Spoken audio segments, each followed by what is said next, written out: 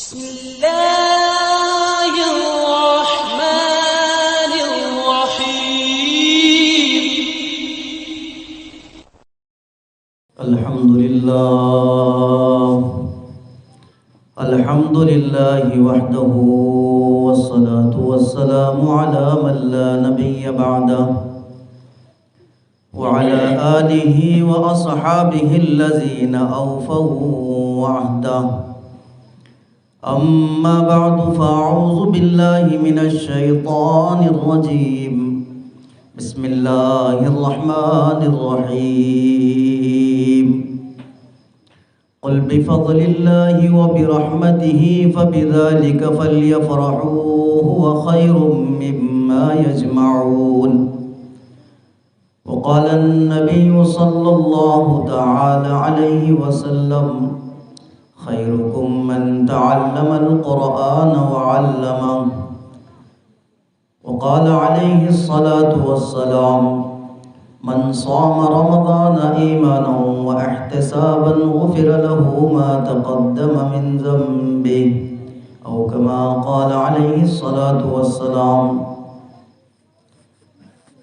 Stage پر رونق افروز اکابر علماء کرام، آج کے صدر معالی ذی وقار حضرت اقدس مولانا عبدالسلام صاحب مظاہری، حضرت مولانا مرزا سعید بیگ صاحب، حضرت حافظ عبداللہ صاحب اور معلمین، تمام ہی اکابر علماء اور میرے سامنے بیٹھے ہوئے معزز حاضرین، بزرگوں، نوجوانوں، طالبان علوم نبوت، پردہ نشین خواتین اسلام. اب تو بولنے کا موقع بھی نہیں ہے. اب ہم چاہ رہے ہیں کہ تم بھی سو جاؤ، ہم بھی سو جائیں، لیکن الامر فوق الادب کے تحت اب آئے ہیں تو حضرت حافظ عبداللہ صاحب بولتے کچھ تو بولنا ہی پڑے گا. صحیح بات ہے، حلال تو کرنا ہی پڑے گا. تو چلیں چند باتیں. مولانا سعید صاحب دامت برکاتہم بڑی اچھی باتیں دل کی گہرائیوں سے ہمارے سامنے رکھ رہے تھے. یقیناً صحیح بات ہے، زمانہ آج بھی قرآن ہی سے فیض پائے گا. زمانہ آج بھی قرآن ہی سے فیض پائے گا. چھٹے گی ظلمت شب اور سورج جگمگائے گا. قرآن ہے، قرآن عجیب کتاب ہے، ہر چیز کا اس میں جواب ہے، اور اللہ نے نازل ہی کیا ہے اس کو. بلکہ قرآن کو اگر ہم پوچھیں تو قرآن اپنا تعارف خود ہی کراتا ہے. ہم قرآن سے پوچھے اے قرآن تو کون ہے، تو قرآن جواب دیتا ہے بل هو قرآن مجید، کہ میرا نام قرآن مجید ہے. قرآن خود کہہ رہا ہے. قرآن سے ہم ایڈریس پوچھتے ہیں تو رہتا کہاں ہے، تو قرآن کہتا ہے فی لوح محفوظ، میں لوح محفوظ میں رہتا ہوں. اللہ، قرآن اپنا ایڈریس بیان کر رہا ہے. قرآن سے ہم پوچھیں کہ قرآن تو کس کے ذریعے سے آیا ہے، تو قرآن کہتا ہے نزل بہ الروح الامین، مجھے جبرائیل امین علیہ السلام کے واسطے سے نازل کیا ہے. ہم قرآن سے پوچھتے ہیں اے جبرائیل امین تم نے کس پر لا کر نازل کیے ہیں، تو قرآن کہتا ہے نزل علی محمد صلی اللہ علیہ وسلم، کہ یہ قرآن نازل ہوا ہے جناب محمد الرسول اللہ صلی اللہ علیہ وسلم پر. یہ قرآن ہے.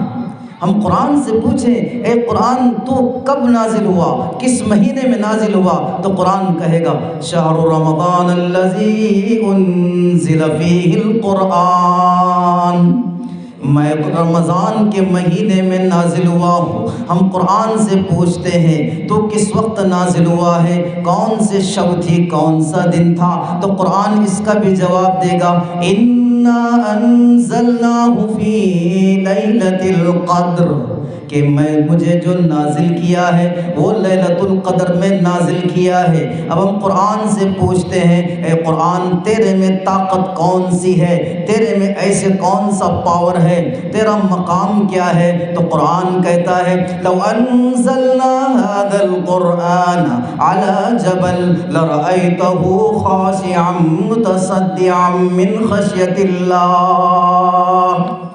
اللہ، یہ قرآن کو اگر پہاڑوں پر نازل کیا جائے وہ ریزہ ریزہ ہو جائے۔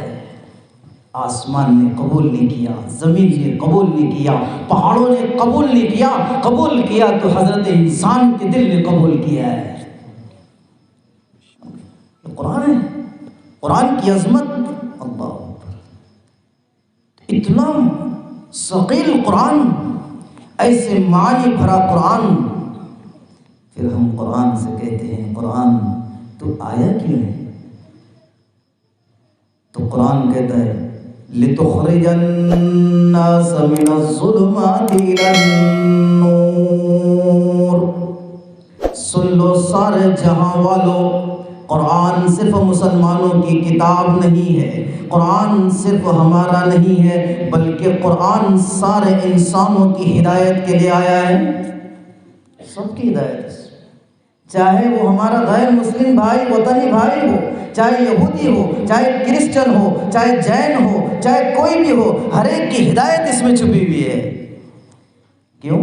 ظلمات سے، اندھیریوں سے نکالنے کے لیے قرآن آیا ہے، یہ قرآن ترقیوں کے لیے آیا ہے، یہ قرآن بلندیوں کے لیے آیا ہے، یہ قرآن تو ہمارے مرتبے بلند کرنے کے لیے آیا ہے۔ اور یہ ساری چیزیں جب آئی ہے، یہ تعلیم کے ذریعے سے میں معلوم ہوا، قرآن اترا تو حقیقت معلوم ہوئی۔ زمانے جاہلیت کو ہم اپنی زبان سے بولتے ہیں، ہم اللہ کے راستے میں جاتے ہیں، الحمدللہ یہ دعوت کی ہی برکت ہے، سب کچھ ہم آپ کے سامنے بیٹھے ہوئے ہیں، تو ہم کہتے ہیں زمانے جاہلیت ایسا تھا کہ بغیر تحقیق کے جو ہے خون کو چاٹ لیا، تو اگر بہت ساری بات اس میں ہوتی ہے، تو ہم یہ پوچھنا چاہتے ہیں کہ یہ تمام چیزیں جہالت، شراب، جوا، زنا، بدکاری، کرپشن، تمام چیزیں کیسے دور ہوئی ہے؟ یہ قرآن کی وحی سے دور ہوئی ہے، کیونکہ سب سے پہلا حکم جو آیا ہے وہ اقرا کا آیا ہے، اقرا بسم ربک الذی خلق، خلق الانسان من علق، پڑھو اس رب کے نام سے، اس لیے فرمایا تعلیم آئی کرپشن دور ہوا، تعلیم آئی جہالت دور ہوا، تعلیم آئی تمام اندھیریاں دور ہوتی جائے گی۔ یہ مکاتب میں یہی تعلیم دی جاتی ہے، یہ مکاتب میں انسان بنایا جاتا ہے، یہ مکاتب میں اخلاق بنائے جاتے ہیں، ان مکاتب کے اندر کیا کیا جاتا ہے؟ یہاں پر عقائد کو مضبوط کیا جاتا ہے۔ اس لیے یاد رکھنا، عقیدہ مضبوط ہو عمل کمزور ہو چل جائے گا، عقیدہ مضبوط ہو کہ اللہ ہی کرنے والے ہیں۔ مکتب میں ہم بھی پڑھاتے تو شروع میں بچے پوچھتے بیٹے تمہیں پیسے کون دیتا؟ ننھا منا بچہ بولتا عالم صاحب، حافظ صاحب ہمیں ہماری امی پیسے دیتے 5 روپے، ہمارے ابو دیتے، ہمارے بھیا دیتے۔ بات تو صحیح ہے، لیکن اب وہاں پر اس کا ذہن یہ بنانے والے معلم ہوتے ہیں کہ بیٹے دیکھو دینے والا حقیقی کون ہے؟ بولو، وہ اللہ ہے۔ اب کیسے دیتا ہے؟ پوری اس کے سامنے تفسیر رکھتے ہیں کہ دکان لگائے، پھر گاہک اللہ نے بھیجا، پھر یہ وہ سارے۔ تو یہاں عقیدہ مضبوط کر رہے ہیں کہ کھلانے پلانے والا اللہ ہے، پیدا کرنے والا اللہ ہے، ساری جہاں کا چلانے والا اللہ ہے، سورج و چاند کا نکالنے والا اللہ ہے، وہ اکیلا اللہ ہے۔ لو کان فیہما آلہۃ الا اللہ لفسدتا، وہ اللہ 2 ہوتے تو نظام گڑبڑ ہو جاتا۔ اس اللہ کا تعارف اس مدرسے میں، ان مکاتب میں کرایا جاتا ہے۔ جب اللہ کا تعارف آ جائے گا غیر اللہ کا یقین نکل جائے گا، اور نہ غیر اللہ کا یقین آئے گا تو کیا ہوگا؟ پھر بولے گا اللہ بھی کرتا ہے، اللہ بھی کرتا ہے۔ یہ اور بھی میں فرق ہے۔ اعزائے گرامی، تو یہ مکاتب ہے، یہ بچے ہمارے جو ہیں، یہ ننھے منھے بچے ماشاءاللہ بہترین پروگرام پیش ہوا، بہترین پروگرام، یہی اصل ہے۔ نعتوں کی شکل میں، تقاریر کی شکل میں، مکالموں کی شکل میں، کتنا اچھے انداز سے اس کے پیچھے کتنی محنتیں کی گئی، پتہ نہیں آپ جو محنتیں کرتے ہیں انہیں پتہ ہوتی ہے کتنی محنتیں کرنا پڑتی ہے، اس لیے کہ پتھر کو جو ہے سنوارنا پڑتا ہے، اس کو سجانا پڑتا ہے، یہ یوں ہی نہیں آپ کے سامنے کھڑے ہوئے ہیں، کئی محنتوں کے بعد یہاں پر آ کر کھڑے ہوئے ہیں۔ ان ننھے منھے بچوں کے پیچھے محنت ہے، معلمین کی، ان کے سرپرستوں کی، اراکین کی، والدین کی، تمام کی محنت ہے۔ اس لیے اولاد یہ اللہ کی نعمت ہے، یہ تحفہ ہے۔ اولاد کس کا اللہ نے دی ہے؟ قرآن کہتا ہے یَهَبُ لِمَن يَشَاءُ إِنَاثًا وَيَهَبُ لِمَن يَشَاءُ الذُّكُورَ۔ اللہ جس کو چاہتا ہے لڑکی دیتا ہے، اللہ جس کو چاہتا ہے لڑکا دیتا ہے، اور جس کو چاہتا ہے دونوں دیتا ہے۔ وَيَجْعَلُ مَن يَشَاءُ عَقِيمًا، اور اللہ جس کو چاہتا ہے بانجھ رکھ دیتا ہے، کچھ بھی نہیں ہوتا ہے۔ لاکھ علاج کراؤ، کچھ بھی کرو، چاہے تم کتنے تعویذ لو، کتنا کچھ بھی کرو، ہوگا نہیں، اس لیے کہ اللہ نے لکھا ہی نہیں ہے۔ تو یہ ملی ہے اللہ کی طرف سے، اللہ نے ہبہ فرمایا ہے۔ علماء کرام بیٹھے ہوئے، آپ ان سے تفسیر پوچھیں کیا مطلب ہے؟ ایک وہابی نعمت ہوتی ہے، ایک کسبی نعمت ہوتی ہے، اللہ نے وہابی نعمت عطا فرمائی ہے بچوں کی شکل میں، اس لیے ہمیں کیا کرنا، ان کی قدر کرنا ہے، انہیں مکاتب میں بھیجنا ہے، ان کی تربیت کرنا ہے۔ اور اسی لیے فرمایا اگر ہم نے بچہ سمجھ کر چھوڑ دیا، یہ آج کا بچہ ہے، کل کا جو ہے یہی رہنما ہوگا۔ انہیں حقیر سمجھ کر نہ گل کرو یارو، یہی چراغ جلیں گے تو روشنی ہوگی۔ یہ آج کے بچے ہیں، کل کے ہمارے رہنما ہیں، یہ ہمارے بڑے ہیں آگے چل کر، اس لیے ان کی قدر کریں، ان مکاتب کی ہم قدر کریں، ان معلمین کی قدر کریں، قرآن پاک سے ہمارا رابطہ ضابطہ مضبوط ہو، قرآن پاک کو ہم دل و جان سے پڑھیں۔ اب رمضان آئے گا، رمضان میں تو قرآن کھلے گا، جس حضرت فرما رہے تھے کتنے ایسے ہیں جو قرآن کو دیکھتے بھی نہیں، حقیقت کی بات ہے۔ ہم نے ہر چیز سے سجایا ہمارے گھروں کو، زینوا بیوتکم بالقرآن، میرے نبی فرماتے ہیں گھروں کو مزین کرو قرآن کی تلاوت سے۔ آج ہم نے گھروں کو اچھی چیزوں سے مزین کیا ہے، لیکن قرآن کی تلاوت سے مزین گھروں کو نہیں کیا ہے۔ آج ہمارے گھروں کے اندر موبائل کی، گانوں کی، نہ جانے کیسی کیسی آوازیں آتی ہیں، قرآن کی تلاوت کی آواز نہیں آتی ہے۔ قرآن کی تلاوت کی آواز آئے گی، شیطان ہمارے گھر سے بھاگے گا، گرگستیاں بھاگے گی، نوستیں بھاگے گی۔ قرآن عجیب کتاب ہے۔ امام شافعی رحمۃ اللہ علیہ، ان کے پاس ایک شخص آئے اور کہنے لگے حضرت بڑی منتوں کے بعد اولاد ہوئی ہے، اولاد نہیں ہو رہی تھی، میں نے اللہ سے دعا کی کہ اولاد ہو، تو لڑکی کی شکل میں مجھے اللہ نے ایک لڑکی عطا فرمائی ہے، ایک نعمت اللہ نے دی ہے، تو میں نے اسی وقت نیت کیا تھا کہ میں اس لڑکی کی جب شادی ہوگی دنیا کی ساری دولت اس کو دے دوں گا، لیکن لڑکی اب شادی ہوئی، رشتہ آیا، اب اس کی شادی کرنا ہے، اب پیسہ تو ہے ہی نہیں، اب کیا کریں، اب کیا دینا ہے؟ امام شافعی رحمۃ اللہ علیہ نے فرمایا ارے پیارے تجھے بتاؤں، ایک نسخہ بتاتا ہوں، تو ایک عمل کر لے، تو گویا تو نے اپنی نیت کو، اپنی مراد کو پوری کر لیا۔ کہ کیا ہے؟ کہ اس بچی کو قرآن کی تعلیم دے دے۔ کیا کر؟ قرآن کی تعلیم دے، اور جب یہ رخصت ہو تو قرآن کا نسخہ اس کے ساتھ میں کر دے۔ فرمایا خیرکم من تعلم القرآن وعلمہ، کہ قرآن کی تعلیم سے بڑھ کر کوئی چیز ہو ہی نہیں سکتی۔ قرآن پاک، حضرت ابو ہریرہ رضی اللہ تعالیٰ عنہ، حضرت نبی کریم صلی اللہ علیہ وسلم نے فرمایا یا ابا ہریرہ قرآن پڑھتے رہو، پڑھاتے رہو۔ ہم یہ سوچ رہے کہ لوگ ہمیں پوچھتے نہیں، دیکھتے نہیں، کوئی بات نہیں، یاد رکھنا اللہ نے جن کو قرآن کے ساتھ وابستہ کیا ہے، اللہ ان کی زندگیوں میں برکت عطا فرماتے ہیں، ان کی زندگیوں میں اللہ تعالیٰ خوشحالی عطا فرماتے ہیں۔ اللہ نے جن کو قرآن دیا ہے وہ پریشان کرنے کے لیے دیا ہے۔ میں آپ کو قرآن پاک سے اس کی دلیل دیتا ہوں، علماء بیٹھے ہوئے میری بات کو غلط ثابت کرے تو کوئی مسئلہ نہیں، آپ مجھے بتانا۔ قرآن کہتا ہے طٰہٰ مَا أَنزَلْنَا عَلَيْكَ الْقُرْآنَ لِتَشْقَىٰ، اللہ نے قرآن آپ پر اس لیے نازل نہیں کیا ہے کہ آپ کو مشقت میں ڈالے، پریشانیوں میں ڈالے۔ پتہ چلا قرآن پاک کی نعمت، قرآن پاک سے جو وابستہ ہو گیا اس کی زندگی میں خوشحالی آ گئی، قرآن پاک سے جو کٹ گیا اس کی زندگی میں نحوست آ جائے گی۔ قرآن مشقت کے لیے نہیں ہے، قرآن پریشانیوں کے لیے نہیں ہے، بلکہ یہ تو خوشحالیوں کے لیے آتا ہے۔ اور الحمدللہ کا احسان ہے، تنخواہ چاہے کتنی ہو لیکن اللہ کا احسان ہے۔ واٹس ایپ پر ایک میسیج آیا تھا، کیا تھا کہ بکرے پر اللہ کا نام، بکرے پر اللہ کا نام آیا، اس بکرے کی ویلو، اس بکرے کی مارکیٹ میں جب فروخت ہوئی تو ایسی قیمت لگی، لاکھوں روپیہ اس کی قیمت بڑھ گئی کہ اس کے چمڑے پر اللہ لکھا ہوا ہے۔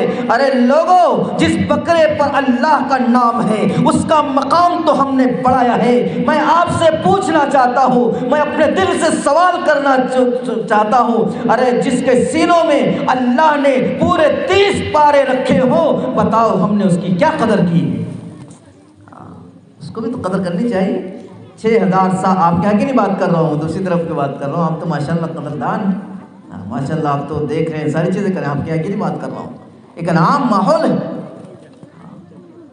تو کیا ہے، قدر ہم کریں، ہم قدر کریں گے اللہ تعالیٰ اس کی برکت سے اور نوازے گا۔ تو اہل علم کی قدر، ان مکاتب کی قدر، ان مدارس کی قدر، اور اسی طریقے سے اپنے بچوں کی ہم تربیت کی فکر کریں، ہم بچے سمجھ کر نہ چھوڑیں۔ آج اس لیے کہ مائیں جو ہوتی ہے نا، یہ ماؤں کی جب گودے پاکیزہ تھی، یہیں سے نکلنے والی اولاد جو ہوتی تھی خوب ترقی کیا کرتی تھی، لیکن جب سے جو ہے ماؤں کی گودے پاکیزہ نہیں ہوئی ہے، پھر کیا ہوا، وہیں سے پھر وہ اولاد میں وہ چیزیں نہیں آئی، وہ چیزیں نہیں آئی۔ اب کیا ہوا، ذرا سا بچہ رویا کہ اس کے ہاتھ میں موبائل تھما دو کہ بچے کو رونا بند ہو جائے گا، کیسے؟ موبائل سے۔ پہلے تھا قرآن، کیا کرتے تھے، کان میں قرآن پاک کو پڑھ کر دم کیا کرتے تھے۔ اب بولتے عالم صاحب بچہ بچک رہا،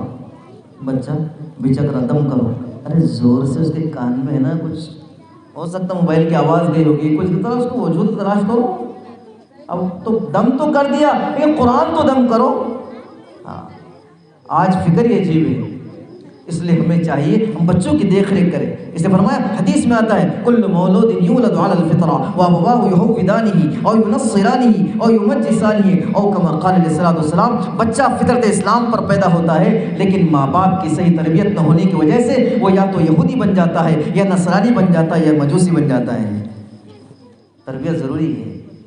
ہم چاہتے ہیں کہ بچے میں حسن حسین کی صفات آئے، تو اماں کو چاہیے کہ ان کے اندر حضرت فاطمہ کی صفت آئے رضی اللہ عنہ، اور ابا میں حضرت علی رضی اللہ عنہ کی صفات آنی چاہیے، تب جا کر بچے میں حسن حسین کی صفات آئے گی۔ جیسے پیڑ ویسے پھل، جھگڑ لگایا جام کا سیب کی امید رکھے ہو ہی نہیں سکتا، پکائے بریانی اور تہاری کی امید رکھے، آپ کیا ہو جائے گا، ہمارے تو نہیں ہوتا ہوتا، آپ اللہ کے ولی۔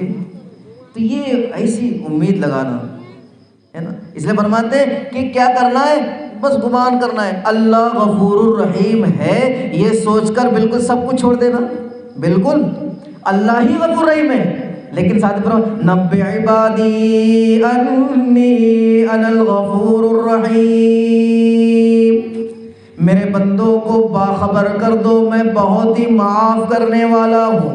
لیکن ساتھ میں فرمایا یاد رکھنا کہیں تو ایسا نہ ہو جائے کہ اللہ غفور رحیم ہے تو نماز چھوڑ دے، تمام چیزوں کو چھوڑ دے، اللہ کی اطاعت کو چھوڑ دے، رسول کے فرمان کو چھوڑ دے، سنت رسول اللہ کو چھوڑ دے۔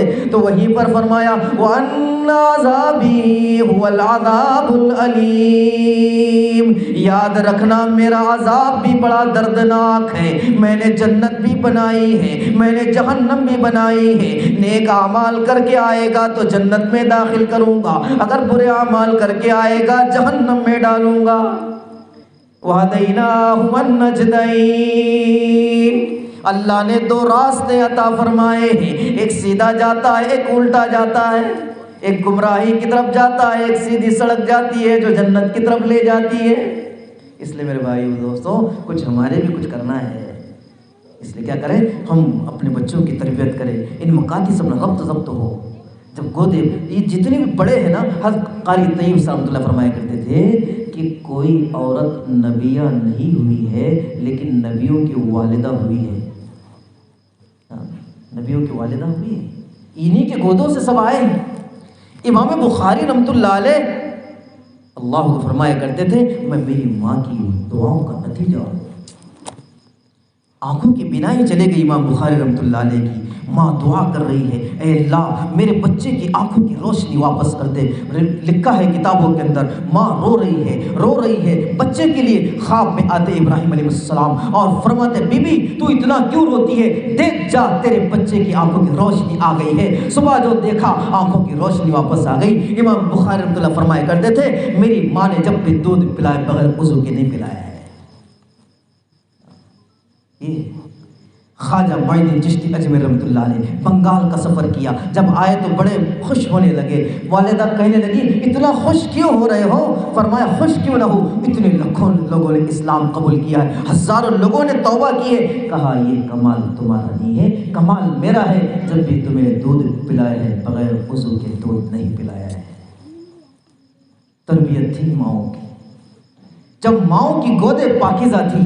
حضرت تھانوی رحمۃ اللہ نے لکھا ہے، جب بچہ ماں کی پیٹ میں ہوتا ہے، ابھی حمل ہے اور بچہ جو ہے ماں کے پیٹ میں ہے، یاد رکھنا حضرت تھانوی رحمۃ اللہ علیہ کا جملہ ہے، فرمایا اسی وقت سے بچے کے اندر ماں باپ کے اخلاق کا، ان کے سوچوں کا اثر اسی وقت سے پڑتا ہے، ان کے اخلاق کا، ان کی سوچوں کا اثر اسی وقت سے پڑتا ہے جب وہ پیٹ میں ہوتا ہے۔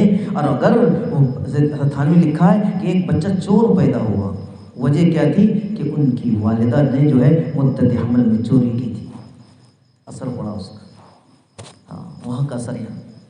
خطبات منور کتاب اس میں پڑھ رہا تھا میں، اس میں لکھا ہے واقعہ، فرمایا قاضی خطب الدین بختیاری کاکی رحمۃ اللہ علیہ، مولانا منور صورتی دامت برکاتہم جو لندن کے اندر جو مسجد اس میں امام ہے، ان کو کتاب میں واقعہ پڑھا ہوں۔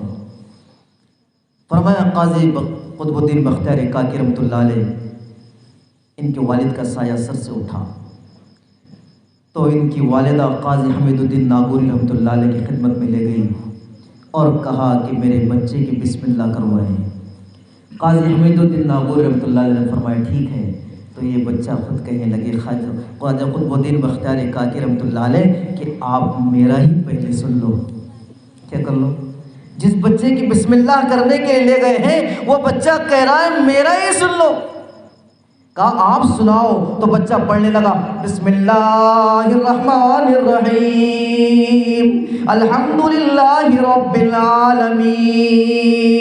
سورہ فاتحہ پڑھا، پہلا پارہ، دوسرا پارہ، تیسرا پارہ، لکھا ہے حضرت نے 17 پارے پڑھنے کے بعد وہ بچہ رکا ہے۔ کتنے پارے؟ 17۔ کیا مطلب ہے؟ مدت حمل میں جب تھے تو یہ کیا کرتے تھے، قرآن پاک کو پڑھ رہے ہیں، بچہ چھوٹا ہے تو قرآن پاک کی تلاوت کا دودھ پلا رہے ہیں، ان کی تربیت لوریاں دے رہے ہیں تو قرآن پاک کی تلاوت کے ساتھ۔ ہم تو ڈراتے، کتے سے ڈرا رہے، بلی سے ڈرا رہے، بندر سے ڈرا رہے، فلاں آ رہا اس سے ڈرا رہے، اس سے ڈرا رہے، باڈی بلڈر آیا اس سے ڈرو، ایسا ہے، پتا کھڑکا دل دھڑکا۔ اللہ سے نہیں ڈرائیں گے تو ہر چیز سے ڈرے گا، یاد رکھنا۔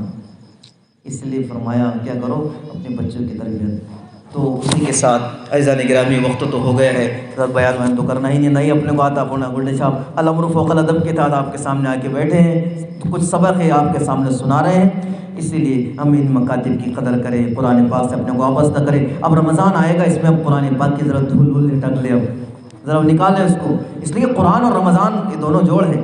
شہر رمضان الذی انزل فیہ القرآن، اللہ نے قرآن کو رمضان میں نازل کیا ہے، اور جب قرآن پاک کی تلاوت رمضان میں کی جاتی ہے اللہ دلوں کو منور کرتا ہے۔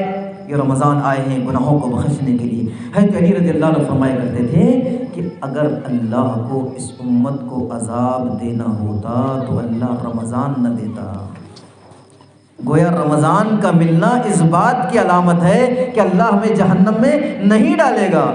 ساتھ میں ایک اور جملہ انہوں نے کہا کہ سورہ اخلاص بھی اسی لیے ملی ہے، اس لیے کہ اگر رمضان کی قدر کریں، اب رمضان ان قریب آئے گا تو اس لیے ہم کیا کریں، اس میں روزے رکھیں۔ روزے فرمایا کہ روزے رکھنا بھی ہے، صرف وہ جو کھانے پینے سے اور خواہشات سے روزہ نہیں، بلکہ ہمارے کان کا روزہ، آنکھ کا روزہ، زبان کا روزہ، ہر چیز کا روزہ، کہ کیا کریں تمام چیزوں سے رکیں۔ یہ نہیں کہ روزہ تو رکھ لیا اور پھر کیا کر رہے ہیں، پھر اس میں ہماری ساری چیز جل رہی ہے، ساری چیزیں ہو ہی رہی ہے، غیبت ہے، چغلی ہے۔ ورنہ پھر حضور صلی اللہ علیہ وسلم زمانے کا واقعہ یاد ہے نا، وہ دو عورتوں نے روزہ رکھا، وہ اشارے اشارے میں سمجھ جائے۔ ورنہ بھی کیا ہوتا ہے، پھر اب خالی موقع ہے، اب نکالو موبائل اپنا، ہے حضرت واٹس ایپ یوٹیوب تو اپنے شروع ہے، اور پھر ایسا بیٹھتے ہیں اللہ اکبر، اس قید ہی نہیں ہے۔ اس لیے فرمایا یہ ساری چیزوں سے بچے، ہم اپنے آپ کو بچائیں، بلکہ کیا کریں قرآن پاک کی تلاوت میں لگائے، اللہ کے ذکر میں لگائے۔ ورنہ پھر ہوگا اس کی غیبت، اس کی چغلی ہوتی، اور پھر مسئلہ مشہور ہے کہ جب عورتیں آپس میں بیٹھتی تو پھر کیا ہوتا ہے، وہ کھولتی پاندان یہ کھولتی خاندان۔ کیا کرتی ہوں، یہ کھولتی پاندان اور یہ کھولتی خاندان۔ او ماں، وہ فلاں کی فرقتی ہو گئی، وہ فلاں کا ہون دینا، اپنے کیا کرنا پڑتا اس سے، سارے جہاں کی خبر اپنے حال سے بے خبر۔ اس لیے کیا کرنا ہے، اپنے آپ کو دیکھنا ہے پہلے۔ اللہ مجھ سے پوچھے گا تو اس سے کیا ہوگا، گناہ لازم ہوگا۔ ہم نے تو بول دیا، ہو گیا ختم مسئلہ، لیکن یہ زبان کا بولا ہوا پھر بعد میں ثابت تو کرنا پڑے گا نا، ارے کرنا پڑے گا کہ نہیں پڑے گا؟ اس لیے کہ ہم بولیں گے ارے ہم خود نہیں، کس کو معلوم، ارے نہیں، سارا نظام سسٹم فیل، پورا کا پورا جو ہے پورا اللہ نظام بنا ہے، زمین بھی دیکھ رہی ہے، آسمان بھی دیکھ رہا ہے، کرامن کاتبین سارے ہیں۔ اس لیے ہم اپنے اعمال کو ضائع نہ کریں، روزے رکھیں، تلاوت کریں۔ اسی لیے فرمایا رمضان کی ناقدری نہ کریں، رمضان کی ناقدری نہ کرے۔ حضرت پیر ذوالفقار صاحب دامن کتاب سکون خانہ ہے، اس میں ایک واقعہ لکھا ہے مختصر۔ فرمایا کہ ایک مجوسی تھا، مجوسی آگ کا پجاری، تو وہ ان زمانے کے اندر رمضان چل رہے تھے، تو رمضان میں اس مجوسی کے لڑکے نے کھانا کھایا، کھلے عام کھانا کھا رہا ہے، تو اس مجوسی نے ایک تھپڑ لگایا اس کے بیٹے کو، ارے باولے یہ مسلمانوں کے رمضان کا مہینہ چل رہا ہے اور تو کیا کر رہا ہے، تو کھلے عام کھانا کھا رہا ہے۔ اور وہ مجوسی تھا اور اپنے تو ہوٹلہ کھلے رہتے، آپ کے نہیں رہتے ہوں گے، ہمارے رہتے وہاں، تو ہوٹلہ کھلے، کھرے برابر چل رہے، گٹکے برابر چل رہے، پان برابر چل رہے، چائے برابر چل رہی ہے، سب برابر چل رہے، مسٹنڈا گھوم ہی رہا ہے، روزہ نہیں رکھ رہا، ارے رکھیں جاتے نا، سارے کام ہو رہے سے روزہ نہیں رکھے جا رہا۔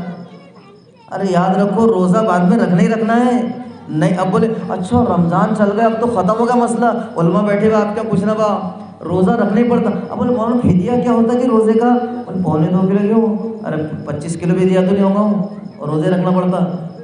بلکہ علماء نے تو مسئلہ لکھا ہے، ایسا بوڑھا اور ایسا کمزور لاغر جس سے روزہ نہیں رکھا جاتا ہے، فدیہ دے دیا اس نے 2.25 کلو گیہوں کا، پھر صحت واپس آئی تو بھی روزہ ہی رکھنا پڑے گا۔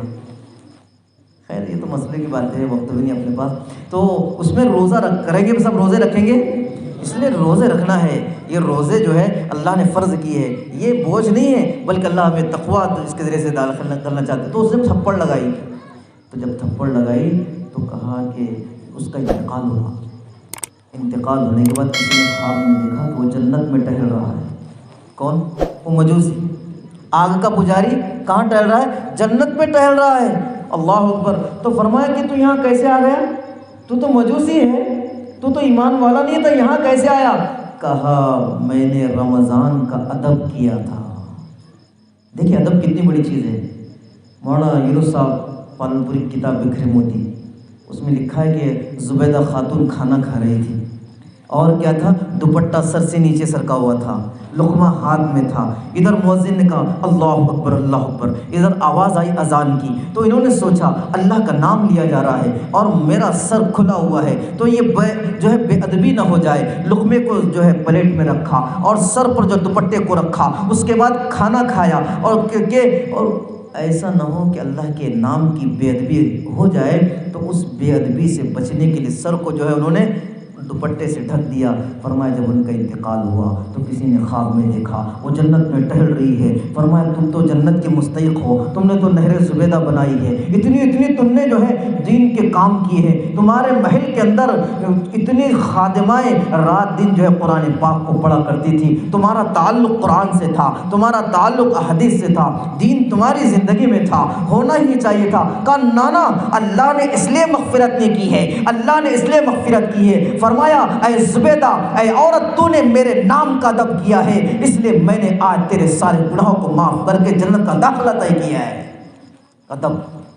تو فرمایا وہ مجوسی نے کیا کیا, تو وہ ادب کیا رمضان کا. تو فرمایا وہ رمضان کے ادب کرنے کی وجہ سے یہ ہوا کہ میں جب انتقال میرا ہونے لگا تو میری زبان پر تھا لا الہ الا اللہ محمد الرسول اللہ. جب میں دنیا سے گیا ہوں تو ایمان کی حالت میں گیا ہوں. تو میرے بھائی دوستو, ہم کیا کریں, رمضان کی قدر کریں, ہم اس میں روزے رکھیں, تراویح بھی پڑھیں پوری. یہ نہیں کہ ادھر امام صاحب پڑھتے اور اپنی ادھر ابھی تو لمبی رکعت چل رہی بولے, ابھی تھوڑا سا ہو جاتا, ایک ہو جاتا نا گٹکا بولے, 2-3 سپارے نکل جاتے ادھر سے. تو نہیں نا قدری نہ کرے, اس لیے کہ دیکھو ایک مرتبہ تو ملتا موقع, بعد میں کہاں ملتا ہے. حضرت فرما رہے تھے ہم کتنی غلطیاں ایسے کر لیتے قرآن پاک کے, ہم سمجھے پڑھ رہے ہیں, نہیں یہ عربی ہے, عربی نکالے چربی, اردو نکالے تیل, نہیں یہ گڈا گڈی کا کھیل, معمولی بات نہیں ہوتی ہے.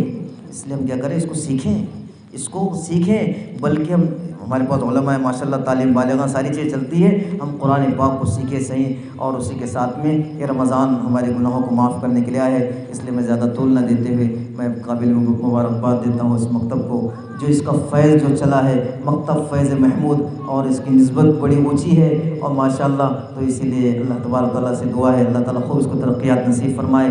اور اسی طریقے سے اس جلسے کے اندر جنہوں نے پروگرامات پیش کیے اللہ ان کو قبول بھی فرمائے, اور اسی طریقے جنہوں نے اقدام درام قدم سخن جو تعاون کیا ہے اللہ تمام قبول فرمائے, اور تمام یہاں کے اکابرین کو, تمام افراد کے بیٹھنے کو اللہ قبول فرمائے. یقیناً اتنی دیر تک بیٹھنا اور سننا بھی بڑے جگر کی بات ہوتی ہے. آپ نے چند باتیں ہماری سماعت فرمائی ہے, اللہ تعالیٰ آپ کو جزائے خیر عطا فرمائے, اور اللہ تعالیٰ مجھے آپ کو اس پر عمل کی توفیق نصیب فرمائے. وہ توفیق ہے. Thank you for watching this video.